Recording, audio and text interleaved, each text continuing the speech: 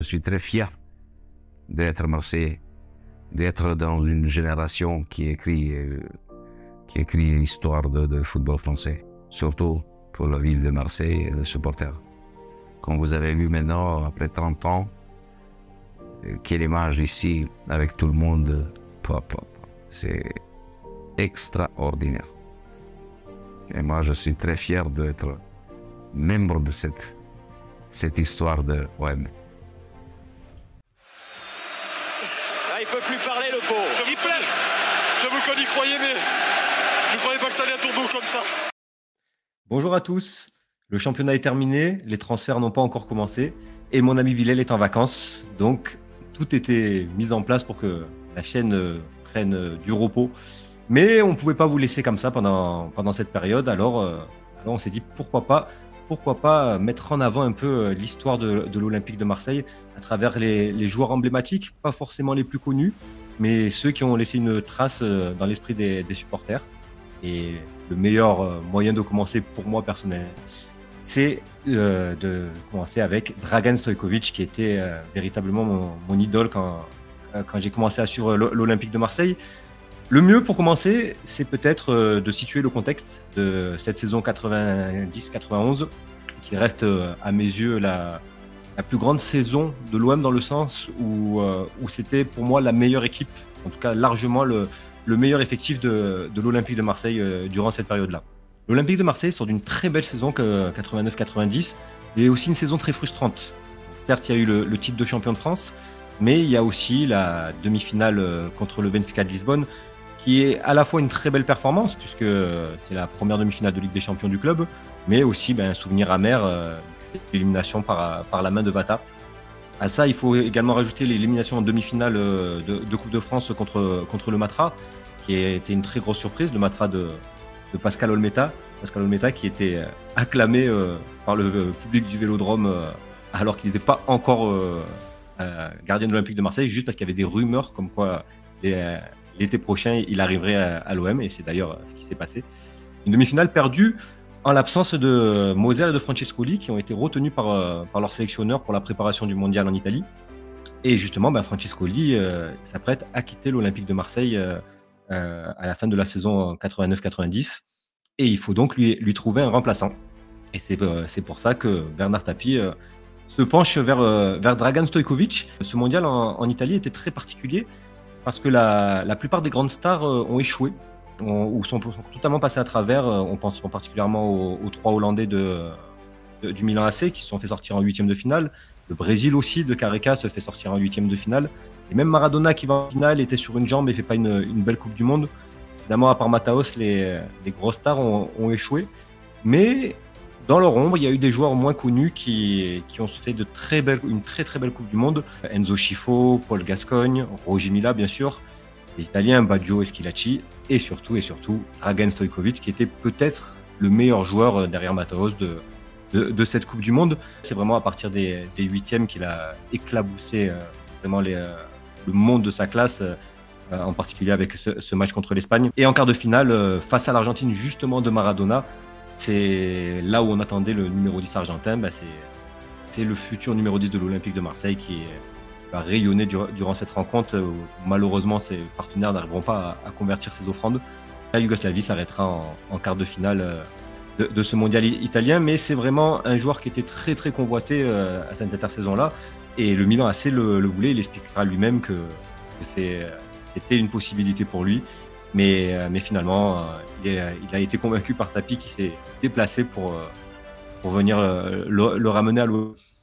Un OM qui est très chargé offensivement cette saison-là, avec une véritable armada. Donc de Stojkovic, il y a Philippe Berghuis et Cantona, Jean-Pierre Papin, Chris Waddle et Abedi Pelé. Au-delà de ses qualités de dribble, de percussion, il a aussi la qualité de passe, la vision du jeu. C'est le numéro 10 parfait, il sait tout faire, il est capable d'éliminer, capable de finir les actions, capable surtout de donner des ballons exceptionnels.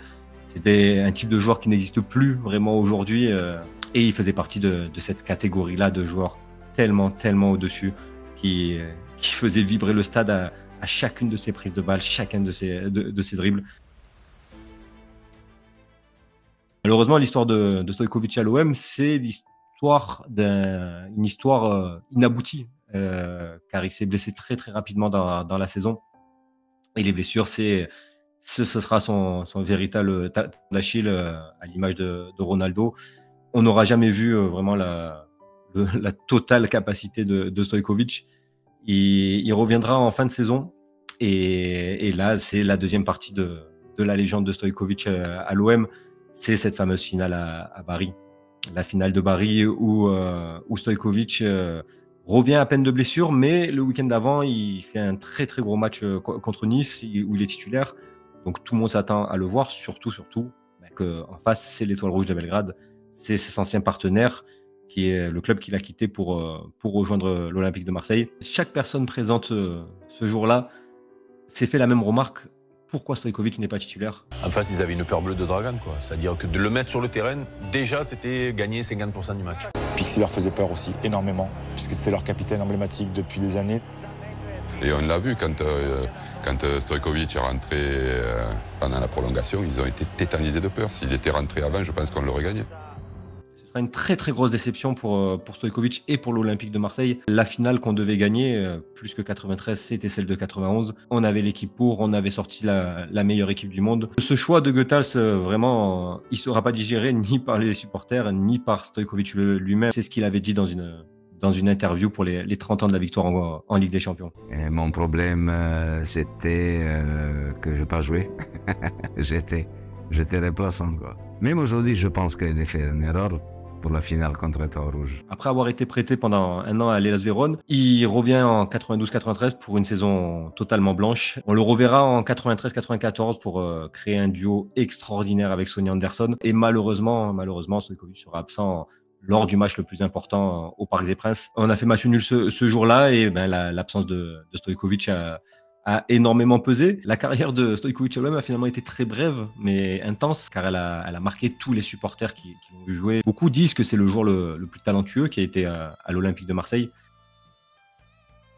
Derrière, il sera relancé au Japon par Arsène Wenger, et où il deviendra une véritable idole à Nagoya. Et vraiment, la carrière de Stojkovic n'aura pas été de tout repos, parce que malheureusement pour lui, en plus de ses déboires physiques, il y a eu la guerre en Yougoslavie, il a privé de l'Euro 92, de la Coupe du Monde 94 et de l'Euro 96. Ils reviendront en 98 où il fera une bonne Coupe du Monde. Il marquera même contre l'Allemagne sur une erreur d'Andreas Köpke. Destin croisé entre anciens Marseillais avant de se faire éliminer par les Pays-Bas, et il finira sa carrière internationale à l'Euro 2000 sur une énorme défaite contre les Pays-Bas, mais avec à 35 ans un match extraordinaire contre la Norvège en phase de poule. En tout cas, ça reste un joueur qui a énormément marqué les supporters, qui m'a énormément marqué moi personnellement.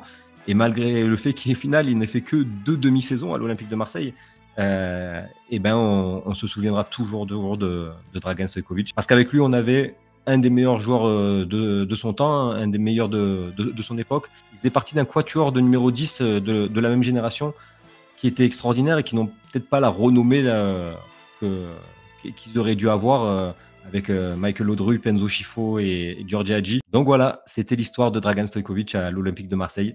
Dites-nous les anciens si vous vous en souvenez, le souvenir que vous en gardez de lui. Et les plus jeunes, si c'est un joueur dont vous avez déjà entendu parler ou si vous l'avez découvert avec cette vidéo-là. Et surtout, si ça vous intéresse d'avoir d'autres vidéos de ce style durant l'été pour patienter en attendant le mercato et pour en apprendre un peu plus chaque jour sur l'histoire de l'Olympique de Marseille. Merci à tous d'avoir suivi cette vidéo. On se retrouve très prochainement avec, je l'espère, le retour de mon ami Bilal.